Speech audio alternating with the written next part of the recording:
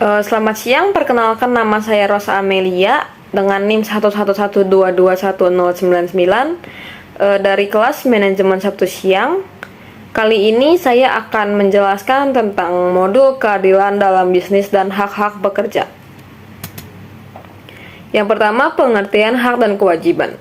Hak dan kewajiban adalah dua konsep yang berhubungan dengan hakikat individu atau entitas dalam masyarakat atau hukum. Hak adalah hak prerogatif atau keistimewaan yang dimiliki oleh individu atau entitas yang memberikan mereka kebebasan atau keuntungan tertentu. Hak mencerminkan klaim atau kekuasaan yang sah yang dimiliki oleh seseorang atas sesuatu yang dapat diakui atau dijamin oleh hukum atau moral. Dengan contoh, hak asasi manusia seperti hak hidup, kebebasan berpendapat, hak atas pendidikan, hak suara, dan hak kepemilikan. Sedangkan kewajiban adalah tanggung jawab atau tugas yang harus dilakukan oleh individu atau entitas sesuai dengan hukum, peraturan, atau norma yang berlaku. Kewajiban menunjukkan kewajiban moral atau hukum yang harus dipenuhi oleh seseorang sebagai bagian dari tanggung jawab mereka terhadap orang lain atau masyarakat secara umum. Sebagai contoh, membayar pajak sesuai ketentuan hukum, menjalankan tugas pekerjaan dengan baik, mematuhi peraturan lalu lintas, dan menjaga lingkungan hidup. Berikut adalah beberapa kewajiban umum yang dimiliki oleh karyawan terhadap perusahaan. Yang pertama, kedisiplinan. Karyawan memiliki kewajiban untuk menjaga kedisiplinan dalam menjalankan tugas-tugas yang diberikan. Hal ini mencakup kepatuhan dalam jadwal kerja, aturan perusahaan, serta mematuhi prosedur dan kebijakan yang telah ditetapkan oleh perusahaan. Yang kedua, komitmen dan loyalitas. Karyawan diharapkan memiliki komitmen terhadap perusahaan tempat mereka bekerja dan menjaga loyalitas terhadap perusahaan. Komitmen dan loyalitas ini termasuk menghindari konflik kepentingan dan bertindak sesuai dengan kepentingan perusahaan dalam menjalankan tugas-tugas mereka. Yang ketiga, produktivitas dan kualitas kerja. Karyawan memiliki kewajiban untuk memberikan kontribusi yang maksimal dalam pekerjaan mereka.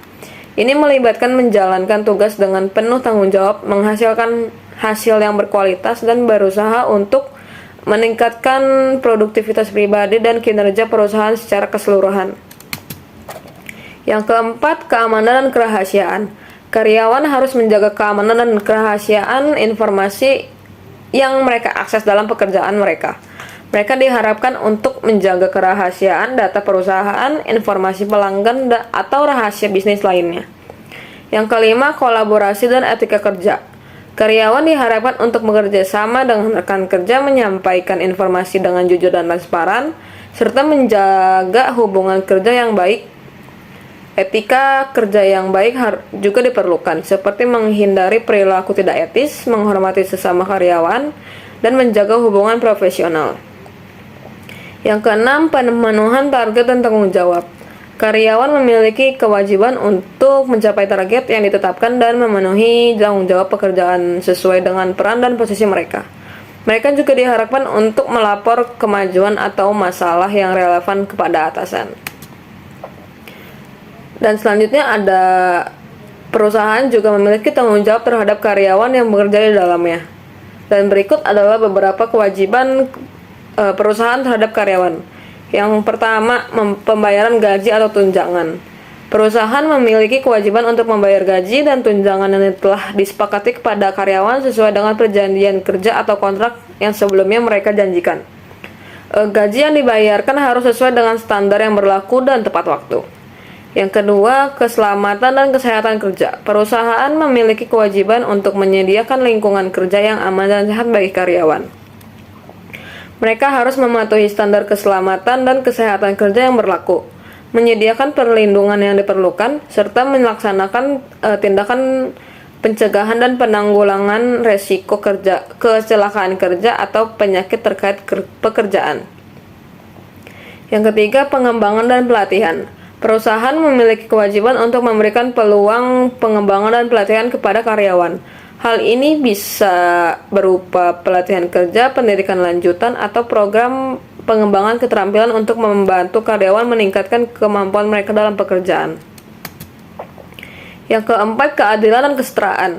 Perusahaan memiliki kewajiban untuk memperlakukan semua karyawan dengan adil dan setara tanpa diskriminasi berdasarkan jenis kelamin, ras, agama, atau faktor lain yang dilindungi hukum.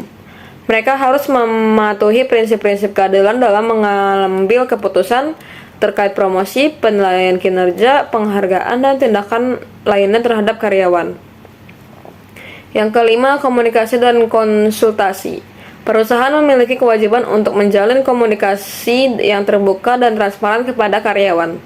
Mereka harus menyediakan saluran komunikasi yang efektif seperti rapat atau pertemuan rutin untuk memberikan informasi tentang kebijakan perubahan atau isu-isu yang relevan terhadap pekerjaan. Karyawan juga berhak untuk memberikan masukan dan saran kepada perusahaan. Yang keenam, perlindungan hukum. Perusahaan memiliki kewajiban untuk melindungi hak-hak hukum karyawan.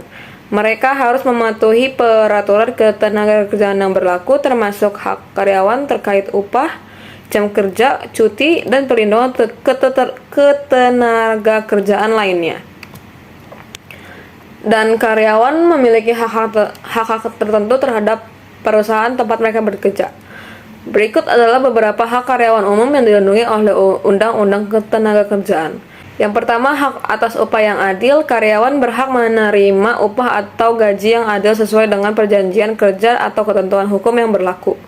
Hal ini mencakup pembayaran gaji yang tepat waktu dan sesuai dengan tingkat upah minimum yang ditetapkan. Yang kedua, hak atas jam kerja yang wajar. Karyawan memiliki hak kerja untuk bekerja dalam jam kerja yang wajar dan tidak melebihi batas maksimum yang ditetapkan oleh hukum. Mereka juga berhak atas istirahat atau waktu istirahat yang diatur sesuai dengan ketentuan hukum.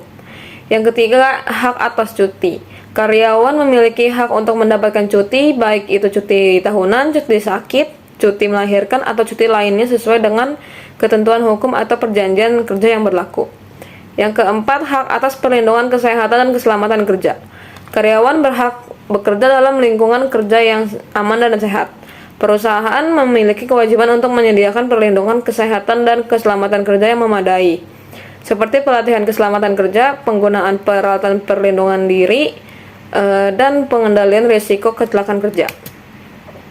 Yang kelima, hak atas perlindungan dari diskriminasi. Karyawan berhak atas perlindungan dari diskriminasi berdasarkan jenis kelamin, ras, agama, usia, disabilitas, atau faktor lain yang dilindungi hukum. Mereka memiliki hak untuk diperlakukan secara adil dan setara dalam semua aspek hubungan kerja. Yang keenam, hak atas kebebasan berserikat dan berorganisasi. Karyawan memiliki hak untuk membentuk serikat pekerja atau bergabung dengan serikat pekerja yang ada. Hal ini termasuk hak untuk melakukan negosiasi kolektif, membahas masalah pekerjaan, dan melindungi kepentingan bersama karyawan. Yang ketujuh, hak atas informasi dan konsultasi. Karyawan berhak mendapatkan informasi yang relevan tentang kebijakan perusahaan, perubahan organisasi, atau masalah yang berdampak pada pekerjaan mereka. Mereka juga berhak dilibatkan dalam proses konsultasi atau pengambilan keputusan yang memengaruhi kondisi kerja mereka. Yang kedelapan, hak atas perlindungan hukum. Karyawan yang memiliki hak untuk mendapatkan perlindungan hukum terhadap tindakan atau praktik yang melanggar hak-hak mereka. Mereka dapat mengajukan keluhan atau gugatan ke instansi atau lembaga yang berwenang jika merasa hak-hak mereka dilanggar. Dan sebagai tambahan, perusahaan juga memiliki hak-hak tertentu terhadap karyawan yang meliputi hak untuk menetapkan kebijakan dan prosedur. Perusahaan memiliki hak untuk menetapkan kebijakan, prosedur, dan aturan yang mengatur hubungan kerja antara perusahaan dan karyawan. Hal ini termasuk kebijakan terkait absensi, disiplin, penggunaan teknologi, privasi, dan peraturan-peraturan internal lainnya. Yang kedua, hak untuk memperoleh karya dan hasil karya. Perusahaan memiliki hak atas karya dan hasil karya yang dihasilkan oleh karyawan selama bekerja di bawah naungan perusahaan. Hal ini dapat mencakup hak atas kekayaan intelektual, hak cipta, paten, dan hasil karya lainnya yang dihasilkan dalam konteks pekerjaan. Yang ketiga, hak untuk menilai kinerja. Perusahaan memiliki hak untuk mengevaluasi kinerja karyawan dan melakukan penilaian kinerja secara objektif.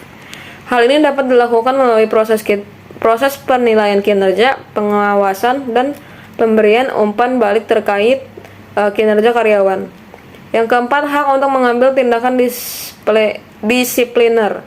Jika karyawan melanggar kebijakan atau aturan perusahaan, perusahaan memiliki hak untuk mengambil tindakan disipliner yang sesuai. Ini termasuk tindakan seperti peringatan tertulis, penangguhan, pemutusan hubungan kerja, atau tindakan hukum lainnya sesuai dengan ketentuan hukum yang berlaku. Yang kelima, hak untuk memutuskan hubungan kerja. Perusahaan memiliki hak untuk mengakhiri hubungan kerja dengan karyawan, baik dengan itu karena alasan ekonomi, restrukturisasi, pengurangan tenaga kerja, atau alasan lain yang sah. Perusahaan juga memiliki hak untuk mengubah kondisi kerja atau kontrak kerja terhadap karyawan sesuai kebutuhan bisnis. Ya, sekian presentasi dari saya. Kurang lebihnya mohon maaf. Selamat siang, terima kasih.